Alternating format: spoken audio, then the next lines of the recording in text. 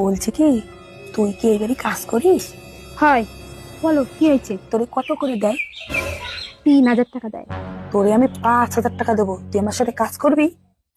ঠিক আছে, দাঁড়াও আমি বলে আসি। হ্যাঁ, যা। দাদা বাবু, আমি আর আপনার বাড়ি কাজ করবো না। কেন? আরে সকালের থেকে রাত পর্যন্ত আপনি আবার কি পরিমাণে খাটান বলেন তো? সারা দিন ধরে কাজ করি, তার কাজের ভিত্তিতে কোনোদিন আপনি একটা শাড়িও দেন না, একটা জামাও দেন না। ও তারপর আবার কি করেন, মাত্র 3,000 টাকা মাইনে দেন। ওতে কারো চলে? আমি আর আপনার বাড়ি কোনো কাজ টাজ করবো না। ব্যাগ আনতে আমি যাচ্ছি, চললাম আমি। দাদা বাবু, আপনার বাড়ি আমাকে একটু কাজে নেবেন?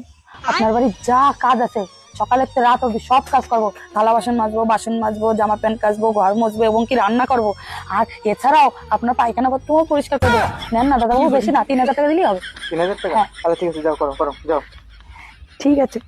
যাও শুরু করো।